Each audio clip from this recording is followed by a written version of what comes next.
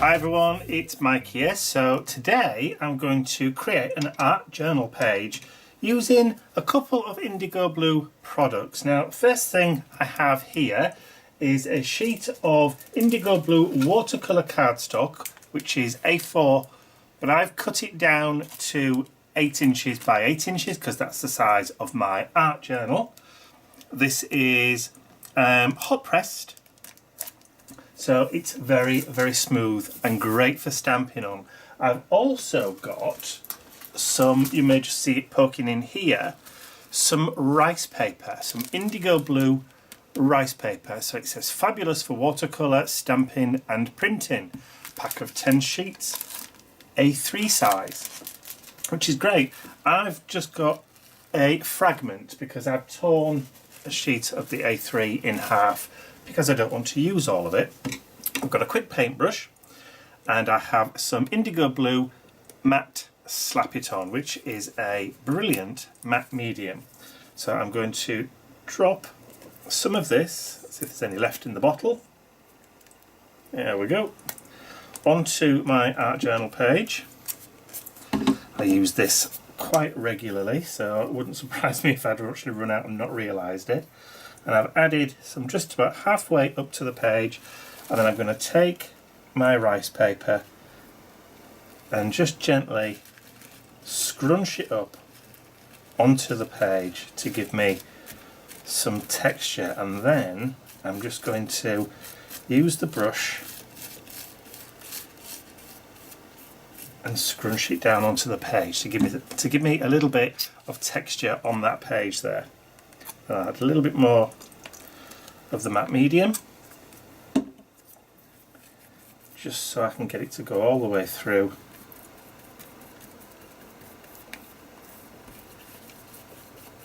That gives me some nice kind of texture effects, almost like a faux leather on the page, but not quite. And make sure I've got it all at the bottom.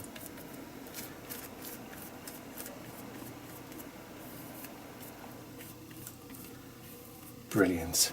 That's just perfect. That's just what I want. So I'm going to grab my heat gun, give it a quick blast, and then I'll come back again when all this is dry. So now all that tissue rice paper is all dry. I'm just going to turn the page over, grab my scissors, and I'm just going to trim off the excess. But I'm not going to throw it away because a great tissue or the rice paper is brilliant for adding texture onto your pages, so that few little bits of offcuts will come in handy for other projects. So they will go in my scrap box because waste not, want not, and all that. I'm not going particularly pristine and spot on with the cutting. Doesn't matter if it's a little bit scrappy around the edges, just all adds to the art journal aesthetic. A little bit off there. That'll do.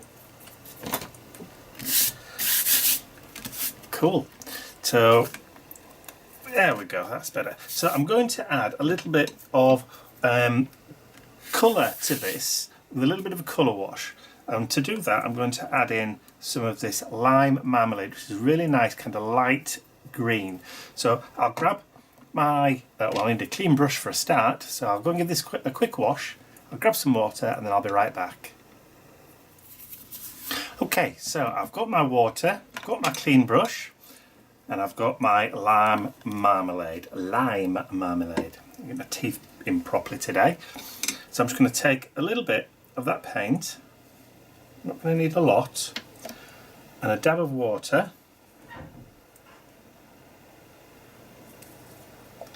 And then I'm just going to add some of that colour just across the base of the art journal page.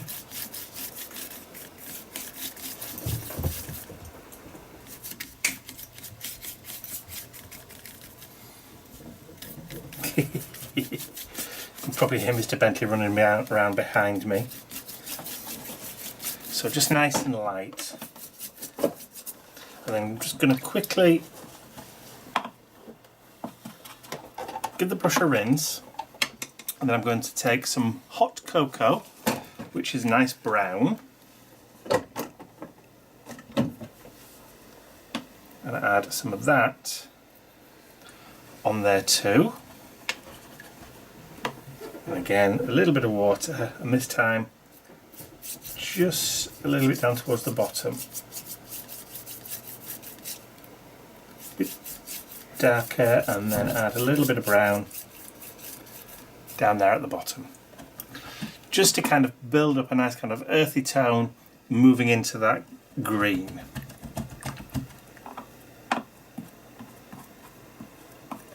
Perfect. I'll just give that brush a quick rinse off. And then, let me see, I need some blue. So I have Coastal Walk. That's better, see if we can keep it in focus. So I'll take a little bit of that blue paint, and again, add a little bit just onto the craft mat. And then grab a little bit of water, add a little bit of water to it. I'm just going to turn it round, and then I'm just going to do a colour wash of that blue all the way down towards that green. And I'm not going completely mad with covering all of it, because leaving some white in there just gives you that kind of hint of clouds. And a little bit of blue there where that matte medium's gone on, so it's not covered quite as fully, but we can always go and just add a little bit more. Take a little bit more just to darken it up towards the top, and then blend it in with a little bit of water.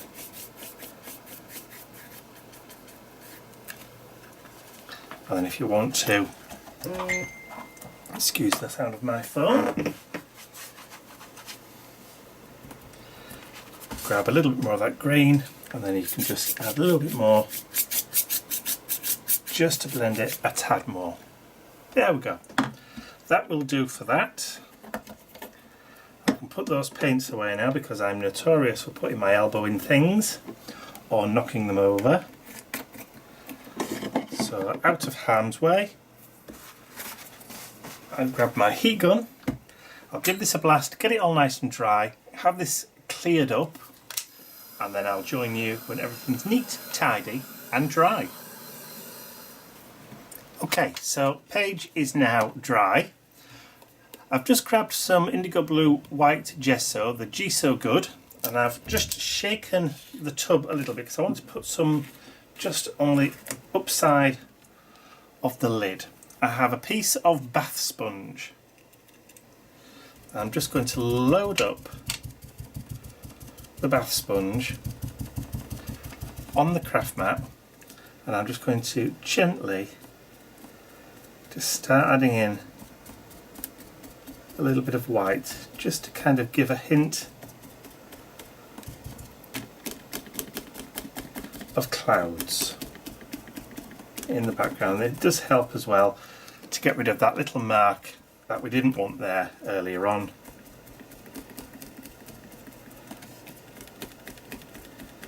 And just gives us a little bit of an idea, a suggestion if you like, of clouds on the horizon.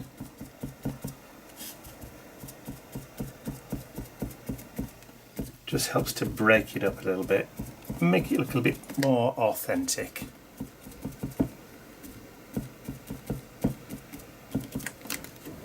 That'll do. So we can pop that away, and then we'll just give that a quick blast. So all nice and dry, so my clouds are now there. And I've also now got one of the new collector's edition stamps from Indigo Blue. This is number 15, and it's the Dorking Hen. Very, very cute indeed. So what I'm going to do is I've got my Tim Holtz stamp press, and I'm going to just add the stamp press. This is an 8-inch sheet, so we'll fit in the larger one, not the travel sized one. This is the larger one. I don't particularly want it to move too much, but I will be concentrating more probably down here than I will be anywhere else, so I can manoeuvre my magnets for best effect.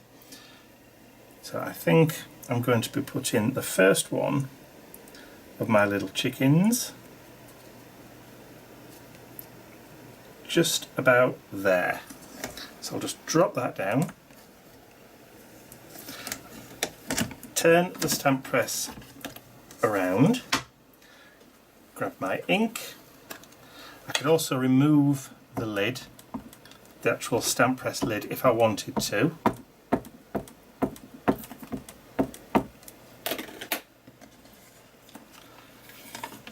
And then I can drop that down, a bit of a push, and then I've got my first chicken exactly where I want it. So I'm just going to grab a piece of tissue, because I don't want any secondary stamping. So I'm just going to remove any excess ink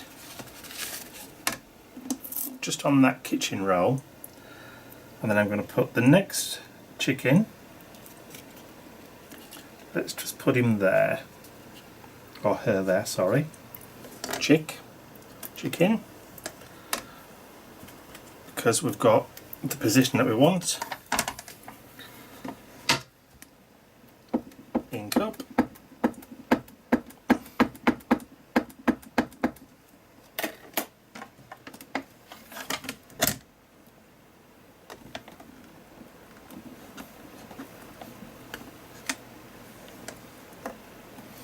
And then again, just before we go mad, just take off the excess.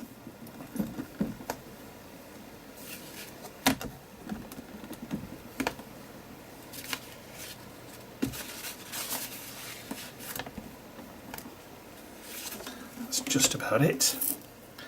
And then I can position my third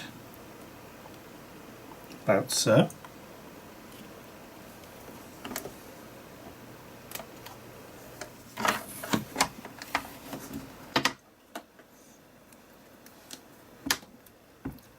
Get that inked up as well.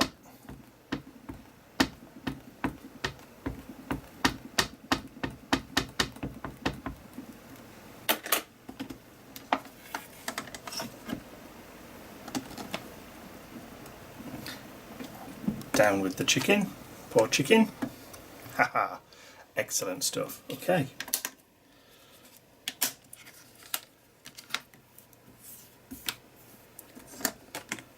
And then put that to one side.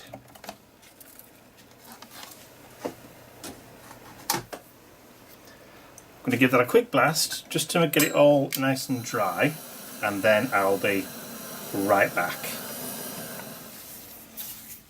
Okay, now I'm also going to use the number 3 collector's edition, which is the cross hatching, which I think is going to look quite good down here at the bottom to give us a little bit of texture.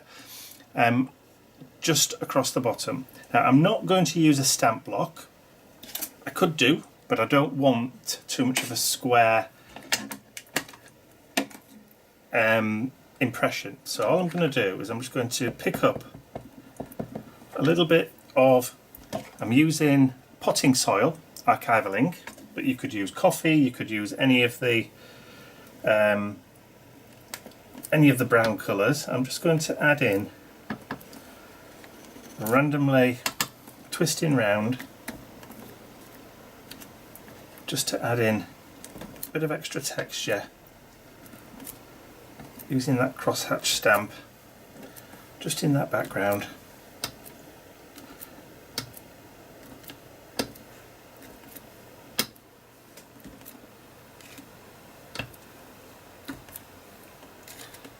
break it up. There we go. Happy with that. So I can put that back away along with Mrs. Hen. And again, I want to make sure that my ink is dry before I move on. So I'll just give it a quick blast. Okay, everything is just about dry now. I want to add a little bit of a dark edge to the art journal page. So to do that, I'm just going to use my vintage photo distress ink and an ink blending foam. Now I'm not going to go completely mad. I just want to add a little bit of a border all the way around.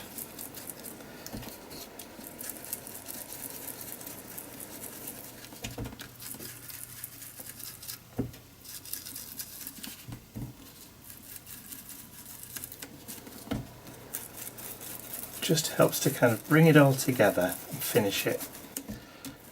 Now I will be adding a little bit of journaling, since it's an art journal page, once I've just added this in.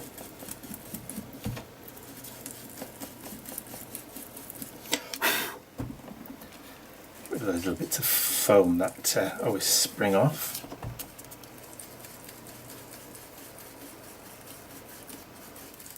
There we go. Just give it a little bit, almost like an old vintage farmhouse feel. Haha. We go a little bit darker towards the bottom. I could actually just rub the ink over the top just to highlight some of that texture from that rice paper. And I think that's going to be it. Of course, it's a water-based ink, so we'll need to dry, because otherwise you may smudge. So I'm just going to give mine a quick go over with my heat gun just to make sure it's dry before I move on with the next step. And I also will clean my craft mat as well, because I don't want to be getting any of this ink smudged anywhere. So I'm going to add my journaling to my art journal page now, but if you're like me and your handwriting isn't perfect, or you're not very happy with your own handwriting and you not like to do hand lettering, then you can use something like this. There's no rules to say that you can't, so that's exactly what I'm going to do. So I need to print out some words to go onto my art journal page. I've already made a start. I need to do another 2. So here's my second. I'll get all the others done and then I'll be right back.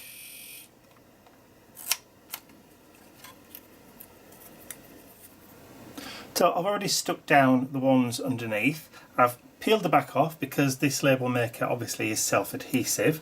Wouldn't be much of a label if it wasn't.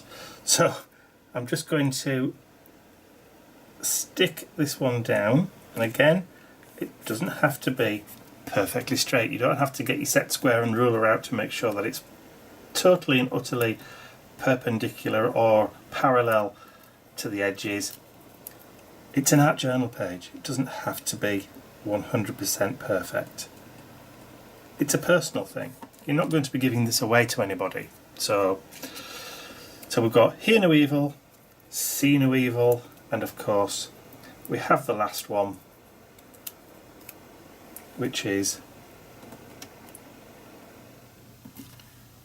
pluck. Of course. What else could it have been? So, quick tidy up. Throw those bits of label away. And then I'm going to grab a Pigment Micron number 5 pen, and I'm just going to add some doodling around the word blocks.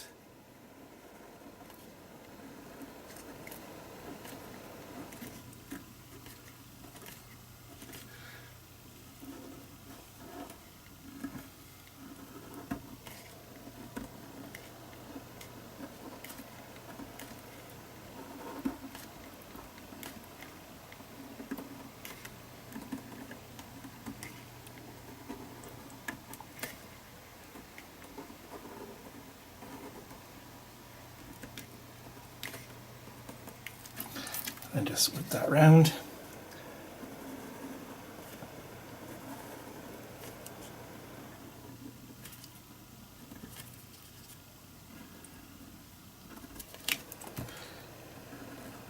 I love art journal pages that have got a little bit of humour to them. It's supposed to be a fun process, so it doesn't always have to be serious, and you can have fun and play about too.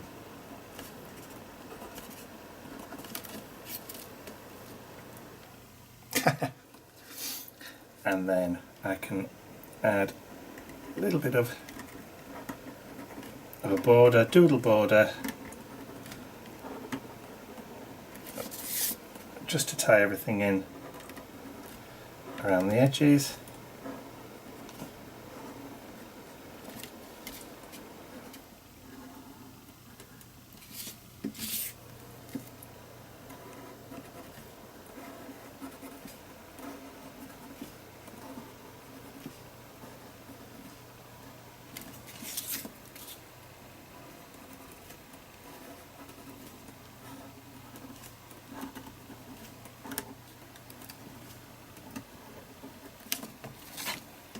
Here we go, one art journal page. So all I'm going to do now is just quickly sign it and date it,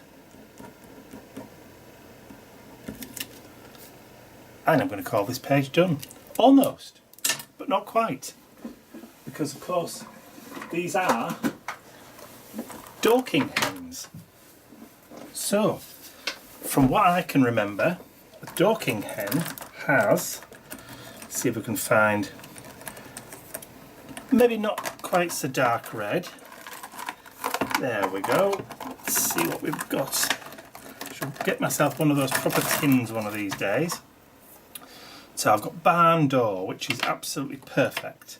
So instead of using the brush tip, I'm going to use the felt tip end, and I'm just going to colour in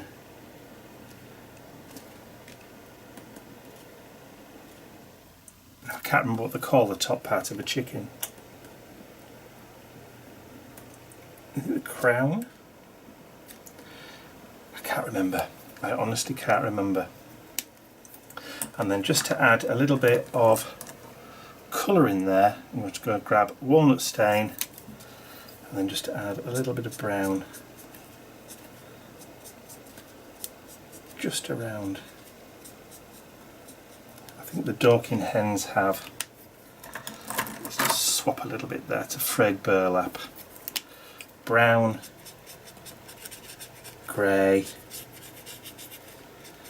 and white around their necks, I think, if my memory serves.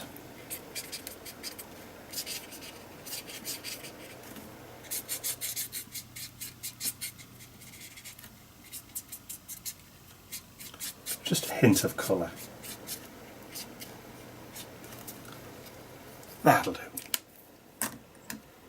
Now I'm going to call this page done.